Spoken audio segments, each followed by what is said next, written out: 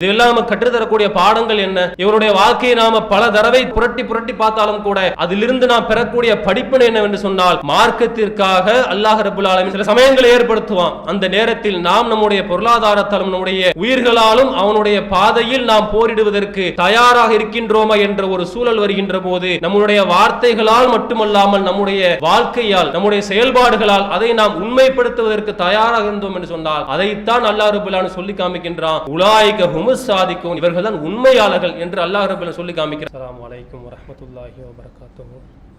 எல்லாம் உள்ள அல்லாஹ்வின் அடியார்களே, அந்த ஏக இறைவனுடைய சாந்தியும் சமாதானம் வற்றாத பெருங்கடையும் நம் உயிரினும் மேலான பெருமானார் முஹம்மது நபி ஸல்லல்லாஹு அலைஹி வஸல்லம் அவர்கள் மீதும் அவருடைய குடும்பத்தார் மீதும் அன்னலாரை மார்க்க விஷயங்களில் தங்களால் இயன்ற அளவிற்கு பின்பற்றி வாழ்ந்து மரணித்த நபித்தோழர்கள் மீதும் நபித்தோழியர்கள் மீதும் நல்லடியார்கள் அனைவர்கள் மீதும் குறிப்பாக இந்த ஜும்மாவுடைய தினத்தில் இதனுடைய நன்மையை முழுமையாக அடையும் நோக்கத்தில் ஆரம்ப நிறுத்தி வந்திருக்கக்கூடிய நம் அனைவரின் மீதும் என்றென்றும் நீண்டு நிலவட்டுமாக.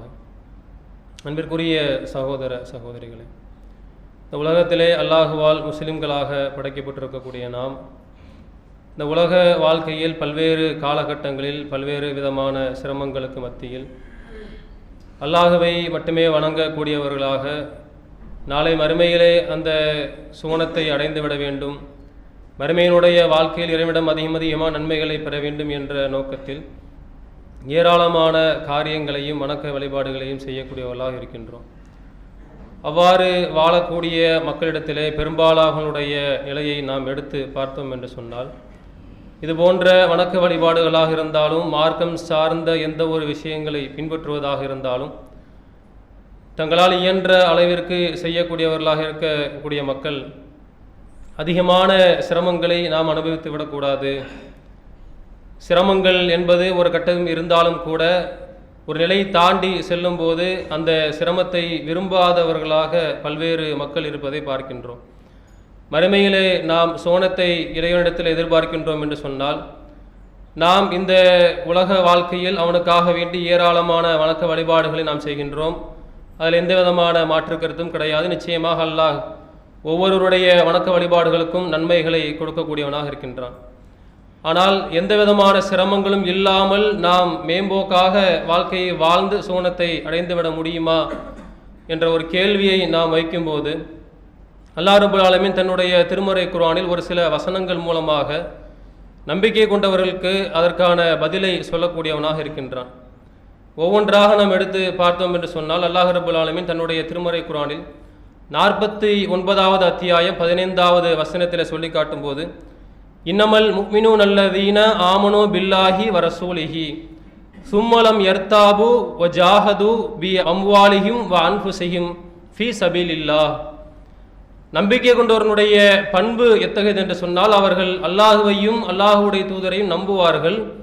சும்மலம் யர்தாபு, அதில் எந்த விதமான ஒரு சந்தேகமும் கொள்ளாமல் இருப்பார்கள். அதன் பிறகு வஜாஹது பி அம்வாலிஹிம் வ அன்ஃபுஸிஹிம் ஃபீ சபீலில்லாஹ், அவர்களுடைய செல்வங்களாலும் அவர்களுடைய உயிர்களாலும் அல்லாஹ்வுடைய பாதையில் தியாகம் செய்யக்கூடிய மக்களாக இருப்பார்கள். பல்வேறு சிரமங்களுக்கு மத்தியில் இதை செய்யக்கூடியவர்களாக இருப்பார்கள். உலாயிக்க ஹுமுஸ் சாதிக்கூன், அவர்கள்தான் உண்மையாளர்கள் என்று அல்லாஹ் ரப்பல் ஆலமீன் இந்த வசனத்தில் இறை நம்பிக்கையாளனுடைய தன்மை எப்படிப்பட்டது, அல்லாஹ்வை நம்பிக்கை கொண்டோம் நாம சொல்றோம், அல்லாஹ்வுடைய தூதர் நம்பிக்கை கொண்டோன்னு சொல்றோம். அப்படிப்பட்ட இறை நம்பிக்கையாளர்களாக நீங்க இருந்தீங்க அப்படின்னு சொன்னா, அதுல உண்மையாளர்கள் யார் தெரியுமா?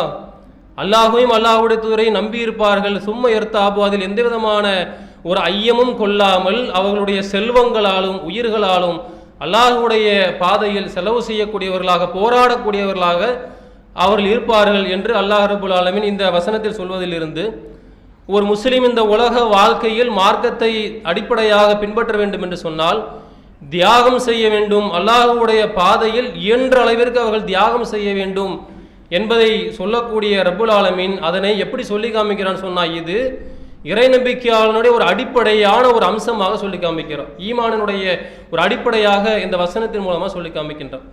அதுபோன்று 61வது அத்தியாயம் 10வது வசனத்தை அல்லாஹ் சொல்லி காமிக்கும் போது, யா அய்யுஹல்லதீன ஆமனு ஹல் அதுலுக்கும் அலா திஜாரத்தின் துன்ஜீக்கும், உங்களுக்கு ஒரு நட்டமில்லாத ஒரு வியாபாரத்தை பற்றி நான் அறிவிக்கட்டுமா என்ற ஒரு கேள்வியை அல்லாஹ் ரப்பல் ஆலமீன் கேட்டுவிட்டு அதற்கான பதிலை சொல்கின்றான். துமினூன பில்லாஹி வ ரசூலிஹி, நீங்கள் அல்லாஹ்வையும் அல்லாஹ்வுடைய தூதரையும் நம்பிக்கை கொள்ள வேண்டும். துஜாஹிதூன ஃபீ சபீலில்லாஹி, அல்லாஹ்வுடைய பாதையில் உயிர்களாலும் செல்வங்களாலும் போரிடக்கூடியவர்களாக நீங்கள் இருக்க வேண்டும். தாலிக்கும் ஹைருல் லக்கும் இன் குன்தும் தஅலமூன், நீங்கள் அறிந்தால் இதுதான் உங்களுக்கு சிறந்தது என்று அல்லாஹ் ரப்பல் ஆலமீன் இதை எப்படி அறிமுகப்படுத்துறான்னு சொன்னா, உங்களுக்கு நட்டமில்லாத ஒரு வியாபாரத்தை நான் உங்களுக்கு அறிவிக்கட்டுமா? ரப்பல் ஆலமீன் கேட்கிறான். அடியார்கள் எல்லாரையும் பார்த்து கேட்கிறான். நாளை நீங்கள் மறுமையிலே சோனத்தை அடைய வேண்டும். அந்த மறுமையினுடைய வாழ்க்கையில் நான் ஒருபோதும் நானோ என்னுடைய குடும்பத்தாரோ நட்டமடைந்து விடக்கூடாது. அந்த மறுமையினுடைய வாழ்க்கையை நான் லாபகரமாக அமைத்துக் கொள்ள வேண்டும். அந்த மறுமையினுடைய வாழ்க்கையில் நான் ஈடேற்றம் பெற வேண்டும் என்ற எண்ணம் உடையவர்களாக இருந்தீங்கன்னு சொன்னா, உங்களுக்கு நான் ஒரு விஷயத்தை சொல்லித்தரேன். ஒரு நட்டமில்லாத வியாபாரத்தை பற்றி சொல்லித்தரேன். அது எந்த வியாபாரம் தெரியுமா? இஸ்லாமிய மார்க்கத்தில் எந்த ஒரு நேரமாக இருந்தாலும் சரி, ஒவ்வொருவருக்கும் ஒரு தருணத்தை நான் அனுப்புவேன். ஒவ்வொருவருக்கும் நான் நேரத்தை நிர்ணயிச்சு வச்சிருக்கிறேன். அந்த காலகட்டம், அந்த நேரம் வரும்போது நீங்கள் உங்களுடைய பொருளாதாரத்தாலும் உங்களுடைய உயிர்களாலும் அல்லாஹ்வுடைய பாதையில் நீங்கள் தியாகம் செய்யக்கூடியவர்களாக நீங்கள் இருந்தீங்க அப்படின்னு சொன்னா, இது நட்டமில்லாத வியாபாரம் என்று அல்லாஹ் அறிமுகப்படுத்துகிறான். இந்த உலகத்தில் நாம் வாழக்கூடிய நேரத்தில் ஏராளமான வியாபாரத்தை பார்க்கக்கூடிய மக்களாக இருக்கிறோம். யாராவது நட்டத்தை விரும்புவோமா? நட்டமில்லாத லாபமான வியாபாரத்தை எப்படி பார்க்கறது என்று நம்மளுடைய மூளையெல்லாம் கசக்கி நம்மளுடைய எல்லா ஆற்றலையும் அதில் செலவு செய்து அதற்காக வேண்டி நேரத்தை செலவு செய்யக்கூடியவர்களா மக்களாக இருக்கிறோமா இல்லையா? ஆனால் இந்த வசனத்தில் அல்லாஹ் சொல்லக்கூடிய நட்டமில்லாத வியாபாரம் என்பது நிரந்தரமான இந்த மறுமை வாழ்க்கையை பற்றியது. தன்னுடைய திருமறை குர்ஆனில் அல்லாஹ் ரப்பல் ஆலமீன் மறுமையை பற்றி பேசக்கூடிய இடங்களிலெல்லாம் அல்லாஹ் சொல்லி காமிக்கின்றான். ஹாலிதீன ஃபீஹா, அதில் நீங்கள் நிரந்தரமாக இருப்பீர்கள் சொல்லி காமிக்கிறான்ல. அந்த நிரந்தரமான வாழ்க்கையில் நட்டமில்லாமல் நீங்க இருக்கணும் அப்படின்னு சொன்னா, என்னோடு நீங்கள் ஒரு வியாபாரத்தை நீங்கள் செய்து கொள்ளுங்கள் என்று சொல்லிட்டு அல்லாஹ் ரப்பல் ஆலமீன் இந்த விஷயத்தை சொல்லக்கூடியவனா இருக்கிறான். அதே போன்று நாம் அதிகமான நேரங்களில் கேள்விப்பட்டிருப்போம். அத்தௌபா என்ற அத்தியாயத்தில் 111வது வரக்கூடிய அல்லாஹ் ரப்பல் ஆலமீன் ஒவ்வொரு இறை நம்பிக்கையாளரிடமிருந்தும் அவர்களுடைய செல்வங்களையும் அவர்களுடைய உயிர்களையும் விலைக்கு வாங்கி கொண்டான். ஒரு வியாபாரத்தை பேசி அல்லாஹ் விலைக்கு வாங்கிக்கிறான். அந்த வியாபாரத்தின் மூலமாக உங்களுடைய உயிர்களையும் செல்வங்களையும் நீங்கள் தருவதற்கு தயாராக இருந்தீங்க அப்படின்னு சொன்னா, அதற்கு ஈடாக நான் வியாபாரத்தின் மூலமாக உங்களுக்கு தரக்கூடிய ஒரு பரிசு என்ன தெரியுமா? ஒரு மாற்று பொருள் என்ன தெரியுமா? பி அன்னலஹமுல் ஜன்னா, நான் உங்களுக்கு சொர்க்கத்தை கொடுக்கிறேன். அந்த சொர்க்கத்தை நீங்கள் அடைய வேண்டும் என்று சொன்னால், அந்த சொர்க்கம் உங்களுக்கு நாளை மறுமையில் வேண்டும் என்று சொன்னால், என்னோடு நீங்கள் ஒரு வியாபாரம் செய்ய வேண்டும். என்னன்னு சொன்னா, இந்த மார்க்கத்தில் எப்போதெல்லாம் தேவை ஏற்படுகின்றதோ அந்த நேரம் எதுவாக இருந்தாலும் சரி, உடனடியாக உங்களுடைய செல்வங்களையும் உங்களுடைய உயிர்களையும் நீங்கள் எனக்காக தருவதற்கு தயாரா இருந்தீங்க அப்படின்னு சொன்னா, அதற்கு பகரமாக நான் உங்களுக்கு சொர்க்கத்தை தருகின்றேன் என்று அல்லாஹ் ரப்பல் ஆலமீன் சொல்லக்கூடியதை பார்க்கிறோம். இப்ப மார்க்கத்திற்காக எந்த ஒரு நேரமாக இருந்தாலும் நம்முடைய உயிர் நமக்கானது கிடையாது, நமக்கு சொந்தமானது கிடையாது. நம்முடைய பொருளாதாரம் நாம் கஷ்டப்பட்டு சம்பாதிச்சதுதான், நமக்கு சொந்தமானது கிடையாது. எனக்கு அல்லாஹ் கொடுத்திருக்கக்கூடிய நேரம், என்னுடைய ஆற்றல் எதுவுமே எனக்கு சொந்தமானது கிடையாது. மார்க்கத்திற்காக உயிரை இழக்க வேண்டிய ஒரு சூழ்நிலை வரும்போது நான் இழப்பதற்கு தயாராக இருக்க வேண்டும். மார்க்கத்திற்காக என்னுடைய செல்வங்கள் அனைத்தையும் செலவு செய்வதற்கு என்ற நேரம் வருகின்ற போது நான் செலவு செய்வதற்கு தயாராக இருக்க வேண்டும். என்னுடைய ஆற்றலை, என்னுடைய நேரத்தை இந்த மார்க்கத்திற்காக செலவு செய்ய வேண்டிய நேரம் எப்போது வந்தாலும் சரி, நாம் எல்லா நேரங்களிலும் தயாராக இருந்தோம் என்று சொன்னால் நிச்சயமாக அல்லாஹ் சொல்லி காமிக்கிறான், உங்களுக்கு நான் சோனத்தை தருகின்றேன்.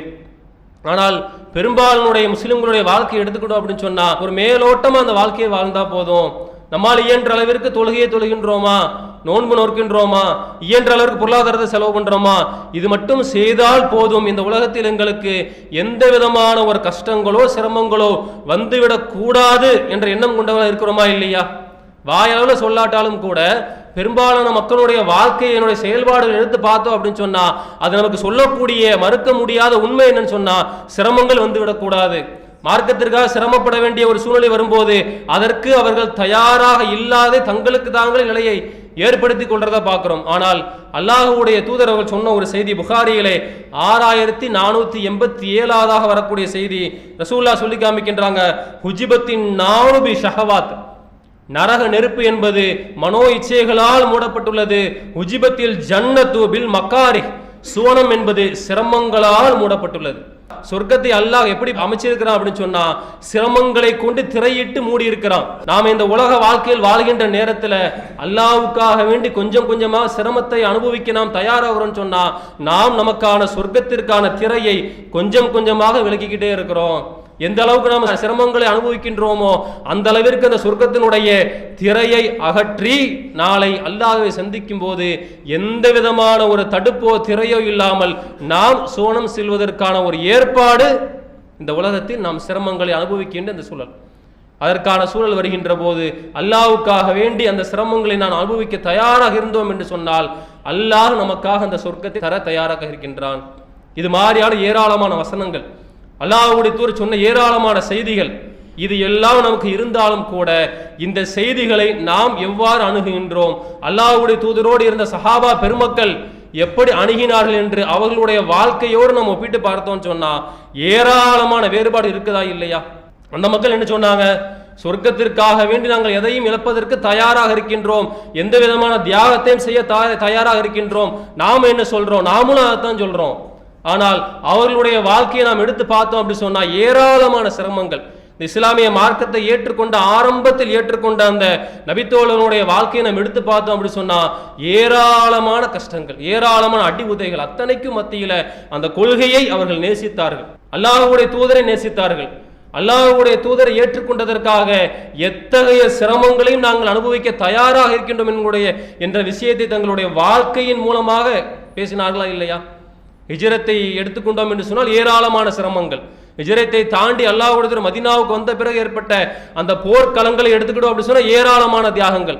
யார் இந்த முஹாஜிர்கள், யார் இந்த அன்சாரிகள் எடுத்து பார்த்தோன்னு சொன்னா போர்க்களங்களை சந்திப்பதற்கு முன்னால் தங்களுடைய பொருளாதாரத்தை ஒட்டுமொத்தமாக எல்லாத்தையும் விட்டுட்டு வந்தாங்களா இல்லையா? எங்களுக்கு இந்த கொள்கையை மட்டும் போதும், இஸ்லாமிய மார்க்கம் மட்டும் போதும், இந்த மார்க்கத்தை பின்பற்றுவதனால எங்களுக்கு நாளை மறுமையில் சொர்க்கம் கிடைச்சால் போதும் என்று முஹாஜிர்களை எடுத்துக்கிட்டோம் அப்படின்னு சொன்னா எல்லாவற்றையும் துறந்து விட்டு தியாகம் செய்துவிட்டு வந்தாங்க. அன்சாரிகள் எடுத்துக்கிட்டோம் அப்படின்னு சொன்னா வந்த தன்னுடைய சகோதரர்களுக்காக தன்னுடைய எல்லா பொருளாதாரத்தையும் இழப்பதற்கு முன் வந்தார்கள். நாங்க கொடுக்கிறோம், எங்களுடைய சகோதரர்களுக்காக கொடுக்கிறோம். பொருளாதாரத்தை செலவு செய்த அந்த மக்கள் எந்த அளவுக்குன்னு சொன்னா அல்லாஹ்வுடைய ஒரு சமயத்தை சொல்லி காமிக்கும் போது, என்னுடைய சஹாபாக்களை நீங்கள் திட்டாதீர்கள், அவர்கள் ஒரு கையளவு செய்த தர்மம் என்பது நீங்க உஹது மலை அளவுக்கு செஞ்சாலும் கூட அதற்கு ஈடாகாது. பத்ர் போர்க்களத்தில் ஒரு உதாரணத்துக்கு ஒரு செய்தி, பத்ர் போர்க்களத்தில் அல்லாஹ்வுடைய தூதர்கள் வந்து நிற்கின்றார்கள். அந்த சமயத்தில் போரை சந்திக்க வேண்டிய சூழல், அல்லாஹ்வுடைய தூதர் மசூரா செய்கின்றார்கள். முஸ்லிமிலே 3646 வரக்கூடிய செய்தி. என்ன செய்யலாம் என்று ஆலோசனை கேட்கும் போது முஹாஜிராக இருக்கக்கூடிய அபூபக்கர் ரலியல்லாஹு அன்ஹு சொல்கின்றார்கள், போரை சந்தித்து விடலாம். முஹாஜிராக இருக்கக்கூடிய உமர் ரலியல்லாஹு அன்ஹு சொல்கிறார்கள், போரை சந்தித்து விடலாம். ஆனால் அல்லாஹ்வுடைய தூதர் அவர்கள் திரும்ப திரும்ப கேட்டுக்கிட்டே இருக்கிறாங்க. ஒரு கட்டத்தில் ஹஸ்ரஜி சமூகத்தை சேர்ந்த அதனுடைய தலைவராக இருக்கக்கூடிய அன்சாரி தோழர் சஅத் பின் உபாதா ரலியல்லாஹு அன்ஹு எழுந்திருத்து வருகின்றார்கள். அல்லாஹ்வுடைய தூதரை அவர் சந்தித்து கேட்கின்றார்கள், ஈயானா துரியது யா ரசூலல்லாஹ், அல்லாஹ்வுடைய தூதரே எங்களுடைய நிலை என்னன்றது நீங்க கேட்குறீங்களா? அன்சாரிகளுடைய கருத்து என்னன்றது எதிர்பார்க்கிறீங்களா? வல்லதி நஃப்ஸி பியதிஹி, எங்களுடைய உயிர் யாருடைய கைவசம் இருக்கின்றதோ அவன் மீது சத்தியமாக ஒன்றை உங்களுக்கு அறிவித்துக் கொள்கிறோம், நீங்கள் எங்களுடைய படைகளை நீங்கள் கடலை நோக்கி நீங்கள் கை காட்டி அந்த கடலை நோக்கி நீங்க செலுத்த சொன்னீங்கன்னு சொன்னா மறுபேச்சு பேசாம நாங்கள் அந்த கடலுக்குள் செலுத்துவதற்கு இந்த கூட்டம் தயாராக நாங்கள் இருக்கின்றோம். அதே மாதிரி எங்களுடைய குதிரையினுடைய பிடரிகளை தட்டி நீங்கள் பர்குல் ஹிமாத் என்று சொல்லக்கூடிய தூரமான பகுதிக்கு ஓட்ட சொல்லி செல்கின்றீர்களா? எந்த விதமான ஒரு சஞ்சலமும் இல்லாமல் நாங்கள் ஓட்டிச் செல்வதற்கு நாங்கள் தயாராக இருக்கின்றோம் என்ற செய்தியை அந்த இடத்துல வந்து சொல்றாங்க. மார்க்கத்திற்காக ஏராளமான தியாகங்களை செய்த மக்கள் பத்ர் போர்க்களம் என்று வருகின்ற போது ஒருவேளை இவர்களுடைய கருத்து என்னவாக இருக்கும் ஏன்னு சொன்னா எல்லாவற்றையும் தியாகம் செய்த மக்களாக இருக்கிறாங்க. போர்க்களத்தில் பார்த்தோம் அப்படி சொன்னா முஹாஜிர்களை விட அன்சாரிகள் 1/3 பங்கு மக்கள் அதிகமாக இருக்கிறாங்க. அதனால அவங்களுடைய கருத்தை எதிர்பார்க்கின்ற போது அந்த மக்கள் சொன்ன பதில் என்ன சொன்னா, நீங்க என்ன சொல்றீங்களோ அதை நாங்கள் முழுமையாக கட்டுப்பட தயாராக இருக்கின்றோம், எந்த சிரமமாக இருந்தாலும் சரி, ஏன் எங்களுக்கு சொர்க்கம் வேணும். அது மாதிரி மிக்தாத் பின் அஸ்வத் ரலியல்லாஹு அன்ஹு என்று சொல்கின்றார்கள், அவரும் அன்சாரி தோழர், அவர் சொல்கின்ற அல்லாஹ்வுடைய தூதரே நீங்க இதை கேட்கும் போது மூசா அலைஹிஸ்ஸலாம் அவர்களிடத்திலே அந்த சமூகம் ஒரு பதில் சொன்னாங்கல்ல, நீங்களும் உங்களுடைய அல்லாஹ்வும் சென்று போரிடுங்க சொன்னாங்கல்ல, அந்த பதிலை நாங்கள் சொல்வோம் என்று நீங்கள் நினைத்துக் கொண்டீர்களா? நீங்க சொன்னீங்கன்னு சொன்னா உங்களுடைய வலப்புறமும் நாங்கள் நின்று போரிடுவோம், உங்களுடைய இடப்புறம் நின்று நாங்கள் போரிடுவோம், உங்களுக்கு முன்னாக உங்களுக்கு பின்னாக நாங்கள் நின்று போரிடுவதற்கு நாங்கள் தயாராக இருக்கின்றோம் என்ற பதிலை அவங்க சொன்னாங்க அப்படின்னு சொன்னா இதெல்லாம் நமக்கு கற்றுத்தரக்கூடிய பாடங்கள் என்ன? இவருடைய வாழ்க்கையை நாம பல தடவை புரட்டி புரட்டி பார்த்தாலும் கூட அதிலிருந்து நாம் பெறக்கூடிய படிப்பினை என்னவென்று சொன்னால், மார்க்கத்திற்காக அல்லாஹ் ரப்புல் ஆலமீன் சில சமயங்களை ஏற்படுத்துவான். அந்த நேரத்தில் நாம் நம்முடைய பொருளாதாரத்தாலும் நம்முடைய உயிர்களாலும் அவனுடைய பாதையில் நாம் போரிடுவதற்கு தயாராக இருக்கின்றோமா என்ற ஒரு சூழல் வருகின்ற போது, நம்முடைய வார்த்தைகளால் மட்டுமல்லாமல் நம்முடைய வாழ்க்கையால் நம்முடைய செயல்பாடுகளால் அதை நாம் உண்மைப்படுத்துவதற்கு தயாராக இருந்தோம் என்று சொன்னால், அதைத்தான் அல்லாஹ் ரப்பல் ஆலமீன் சொல்லி காமிக்கின்றான். உலாயிக ஹுமுஸ் சாதிக்கும், இவர்கள் தான் உண்மையாளர்கள் என்று அல்லாஹ் ரப்பல் ஆலமீன் சொல்லி காமிக்கிறானா இல்லையா? இப்படி ஏராளமான விஷயங்கள். முஹாஜிர்கள் அன்சாரிகள் ஒரு பக்கம் சொன்னா, இன்னொரு சம்பவத்தை எடுத்து பார்த்தோம் அப்படி சொன்னா, ஒரு மனிதர் மதீனாவுக்கு வெளிப்புறத்தில் இருந்து ஒரு தூரமான இடத்துல இருந்து அல்லாஹ்வுடைய தூதரை சந்திக்க வருகின்றார். அல்லாஹ்வுடைய தூதரை அதற்கு முன்னால் அவர் பார்த்ததும் கிடையாது, இந்த மனிதரையும் அல்லாஹ்வுடைய பார்த்தது கிடையாது. ஏதோ ஒரு கிராமத்திலிருந்து வர்றார். வந்துவிட்டு அல்லாஹ்வுடைய தூதரை சந்தித்து கேட்கின்றார், உங்களுடைய நிலை என்ன, உங்களுடைய கொள்கை என்ன என்பதை கேட்கின்றார். அல்லாஹ்வுடைய தூதர் மார்க்கத்தை எடுத்து சொல்கின்றார்கள். அதை அவர்கள் ஏற்றுக்கொண்டு இஸ்லாமிய மார்க்கத்தை ஏற்றுக்கொண்டு தன்னுடைய வீட்டிற்கு திரும்ப சென்று விடுகின்றார். அவர் சென்ற பிறகு கொஞ்ச காலகட்டத்தில் ஒரு போர்க்களத்தை சந்திக்க வேண்டிய ஒரு சூழல் ஏற்படுகின்றது. அந்த நேரத்தில் இந்த மனிதர் என்ன பண்றாருன்னு சொன்னா, போர்க்களத்தில் தன்னை ஆயத்தப்படுத்தி கொண்டு போரிடுகின்றார். போர்க்களத்தில் அல்லாஹ் ரப்பல் ஆலமீன் வெற்றியை கொடுக்கின்றார். போர் முடிந்து எல்லாரும் ஊருக்கு திரும்பும் போது அவரும் தன்னுடைய ஊருக்கு வீட்டிற்கு போயிடுறார். போரில் வெற்றியின் மூலமாக கிடைத்த அந்த கனிமத்து பொருட்கள்ல ஒரு பங்கை, இவருக்கான ஹக்கு, அது இவருக்கு சேர வேண்டிய ஒரு பொருள். அல்லாஹ்வுடைய என்ன பண்றாங்கன்னு சொன்னா, அதை எடுத்து சஹாபாக்களை 2 பேரை அழைத்து, இதை கொண்டு போய் நீங்க அவர்கிட்ட கொடுத்துட்டு வாங்க என்று போய் சொல்லி அனுப்பி விடுறாங்க. இந்த சஹாபாக்கள் கொண்டு போய் அந்த மனிதர்கிட்ட கொடுக்குறாங்க. வந்த சஹாபாக்கள் அந்த மனிதர் கேட்கிறாரு, இது என்ன என்ற கேள்வி கேட்கிறார். இது மாதிரி போரில் வெற்றி அடையும் போது அல்லாஹ்வுடைய தூதர் இந்த கனிமத்து பொருட்களை எல்லாருக்கும் பங்கு வைத்து கொடுப்பாங்க, இது உங்களுக்கான ஒரு பங்கு என்று சொல்லும் போது, அந்த வந்தவர்களிடத்தில் இந்த மனிதர் ஒரு விஷயத்தை சொல்கின்றார். இந்த பொருளாதாரத்திற்காக வேண்டி இந்த கொள்கையை நான் ஏற்றுக்கொண்டேன் என்று நினைத்துக் கொண்டார்களா என்ற கேள்வியை கேட்டுட்டு அந்த கொண்டு வந்த பொருளை எடுத்துக்கிட்டு அப்படி நேரம் ரசூலுல்லாஹ் வந்தார். அல்லாஹ்வுடைய தூதரை சந்தித்து கேட்கிற, அல்லாஹ்வுடைய தூதரே இது என்ன பொருள் என்று கேட்கும்போது அல்லாஹ்வுடைய தூதரும் அதே மாதிரி சொல்றாங்க, இது உங்களுக்கு சேர வேண்டிய ஒரு பங்குன்னு சொல்லும்போது, இந்த பொருளாதாரத்தை நீங்கள் எனக்கு கொடுப்பீங்க என்பதற்காக வேண்டி நான் உங்களை ஏற்றுக்கொள்ளவில்லை, நான் இந்த மார்க்கத்தை ஏற்றுக்கொண்டேன், இன்றைக்கு நான் முஸ்லீமாக இந்த உலகத்தில் வாழ்றேன்னு சொன்னா என்னுடைய எண்ணம் என்னவென்று சொல்கின்ற நீங்க கேட்டுக்கங்க. நான் இதே போன்று பல போர்க்களங்கள் உங்களோட நான் கலந்து கொள்ள வேண்டும். அப்படி கலந்து கொள்ளக்கூடிய போர்க்களங்களில் எதிரிகளுடைய கூட்டத்திலே இருந்து வரக்கூடிய ஒரு அம்பு என்னுடைய தொண்டை பகுதியிலே தாக்க வேண்டும், அதன் மூலமாக நான் அதே போர்க்களத்தில் என்னுடைய உயிரை அல்லாஹ்வுக்காக தியாகம் செய்ய வேண்டும். அந்த ஒரு நோக்கத்திற்காக வேண்டித்தான் நான் உங்களை ஏற்றுக்கிறேன், அந்த நோக்கத்துக்காக தான் இஸ்லாமிய மார்க்கத்தை ஏற்றுக்கிறேன், நீங்க கொடுக்கக்கூடிய இந்த பொருளுக்காக ஆசைப்பட்டு கிடையாது என்று சொல்லிட்டு அவர் போயிடுறார். அவர் போன பிறகு ரசூலுல்லாஹ் சொல்றாங்க, இந்த மனிதர் கொஞ்சம் அதிகமா பேசிட்டாரு, நிறைய பேசிட்டாரு இந்த விஷயத்தை தன்னுடைய நபித்தோழர்கள்ட்ட சொல்றாங்க. சொல்லிவிட்டு ரசூலுல்லாஹ் சொல்லி காமிக்கிறாங்க, இவர் ஒருவேளை உண்மையை பேசியிருந்தால் நிச்சயமாக அல்லாஹ் இவரை உண்மைப்படுத்துவான் என்ற வார்த்தையை சேர்த்து சொல்றாங்க. அதே போன்று காலங்கள் கடந்த பிறகு இன்னொரு போர்க்களத்தை அல்லாஹ்வுடைய சந்திக்கின்றார்கள். போர்க்களம் முடிந்த பிறகு எல்லாருடைய அந்த ஜனாசாக்களையும் தேடிட்டு இருக்கிறாங்க. ரசூலுல்லாஹ்வும் தேடக்கூடிய அந்த நேரத்தில் இந்த மனிதரை பார்க்கின்றார்கள். சஹாபாக்களை அழைத்து கேட்கிறாங்க, இவர் அன்றைக்கு வந்தாரே அந்த மனிதர் தானே என்ற கேள்வி கேட்கும்போது சஹாபாக்கள் சொல்றாங்க, ஆமா யா ரசூலுல்லாஹ், அந்த மனிதர் தான், இவர் அன்றைக்கு பேசியது உண்மை, அல்லாஹ் இவருடைய பேச்சை உண்மைப்படுத்தியிருக்கின்றான், இதற்கு நான் சாட்சி என்று அல்லாஹ்வுடைய அந்த போர்க்களத்தை சொல்றான். நாம உண்மையை பேசணும்னு சொன்னா நம்முடைய வாழ்க்கையில் அது பிரதிபலிக்க வேண்டும்.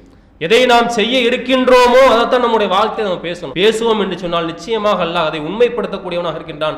அப்படி உண்மைப்படுத்தக்கூடிய உண்மையாளர்களுக்காகத்தான் அல்லாஹ் நாளை மறுமையில் சொர்க்கத்தை நான் தயாரித்து வைத்திருக்கின்றேன் என்று தன்னுடைய திருமறை குர்ஆன்ல பல வசனங்கள் சொல்லி காமிக்கிறான். இது மூலமாக நாம் பெறக்கூடிய படிப்பினை என்று சொன்னால், மார்க்கத்திற்காக நாம் என்ன தியாகத்தை செய்திருந்தாலும் தெரியுதான். நிறைய வணக்கங்களை நாம செய்கிறோம், நோன்பு நோக்குறோம், பொருளாதாரத்தை செலவு பண்ற எல்லாமே இருந்தாலும் கூட அதற்கான தருணங்கள் என்று வருகின்ற போது நம்முடைய உயிராலும் செல்வத்தாலும் நாம் அல்லாஹ்வுடைய பாதையில் போரிடுவதற்கு நாம் தயாராக இருந்தோம் என்று சொன்னால், அது எத்தகைய காலகட்டமாக இருந்தாலும் சரி, தொடர்ச்சியாக நாம் செய்ய வேண்டிய விஷயங்களாக இருந்தாலும் சரி, நாம் அதை உண்மைப்படுத்தக்கூடிய உண்மையாளர்களாக நாம் இருப்போம் என்று சொன்னால் நிச்சயமாக அல்லாஹ் நமக்கும் நம்முடைய குடும்பத்தாருக்கும் நாளை மறுமையில் அவன் பேசுகின்ற அந்த வியாபாரத்தினுடைய மூலமாக நமக்கு சுவனத்தை தருவதற்கு தயாராக இருக்கின்றான் என்ற விஷயத்தை நாம் புரிந்து கொண்டு அதன்படி நம்முடைய வாழ்க்கையை அமைத்துக் கொள்ளக்கூடியவர்களாக இருக்க வேண்டும். ஆகிர் தாவானா அனில் அல்ஹம்துலில்லாஹி ரப்பில் ஆலமீன். அஸ்ஸலாமு அலைக்கும் வரஹ்மத்துல்லாஹ்.